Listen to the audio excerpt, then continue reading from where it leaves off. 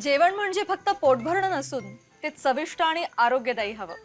म्हणूनच साई जीवन cold pressed oil बनवलंय सर्वोत्तम शेंगदाण्यांपासून.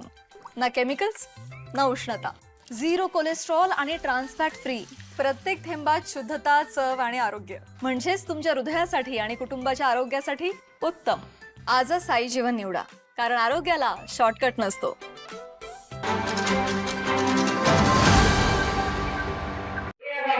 प्रोसिडिंग प्रकरणी जिल्हा अधिकारी साहेब यांच्यानुसार व अतिरिक्त विभागीय आयुक्त पुणे या दोन्ही निकालाच्या आदेशानुसार ज्या अधिकाऱ्यांनी टाळाटाळ केली आहे त्या सर्व लोकांना तात्काळ कारवाई करून निलंबित करण्यात यावे व कलेक्टरांच्या आदेशानुसार ज्या लोकांना दोषी धरलेल्या अधिकाऱ्यांनी 17च्या GR प्रमाणे तात्काळ फौजदारी करण्यात यावी. याचे सर्व पुराव्यानिशी माझ्याकडे आहे.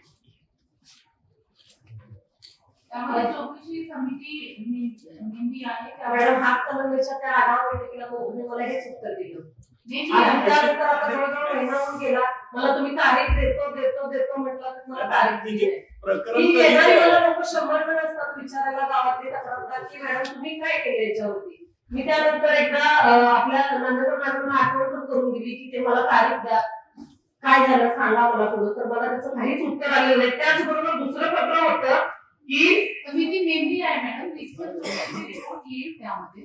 दुसरा होता मॅडम माझा मुद्दा असा की म्हणजे पाडळी गावातील जल स्वराज्य योजना पाडळी ग्रामपंचायतकडे हस्तांतरण चालू नसताना जुनी योजना चालू आहे असे ज्युनियर इंजिनियर व डेप्युटी इंजिनियर कुलकर्णी व शेळके या दोन्ही अधिकाऱ्यांनी जल स्वराज्य योजनेतील पदाधिकाऱ्यांना हाताला धरून व संबंधितांनी जुनी योजना चालू आहे असे शासन माहिती देऊन जल जीवन योजना मंजूर करण्याकरता शासनाच्या GR प्रमाणे न करता खोटी माहिती तयार केली.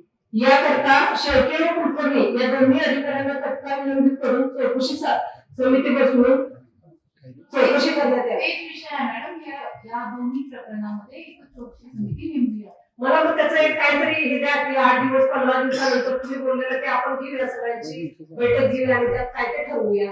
कारण प्रत्येक वेळेला हे तक्रारदार तिथे जातात, त्यांना काढायची उत्तरं दिली जातात. आपल्या व्हिडिओ मॅडम लोकांशी मॅडम त्यांना तर फोन केल्यानंतर त्या डायरेक्ट आमचा फोन लोकप्रतिनिधी म्हणून कट करतात.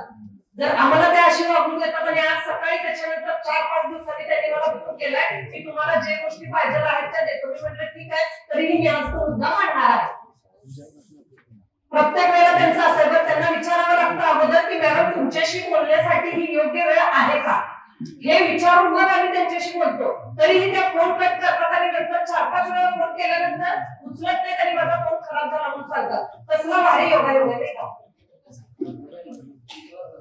हे अशी उत्तरं जर ते आम्हाला देत असतील 40-50 लोकांचं आम्ही लोकप्रतिनिधित्व करतोय, तर इतर सर्वसामान्य लोक गेल्यानंतर त्या नेमकं त्यांना काय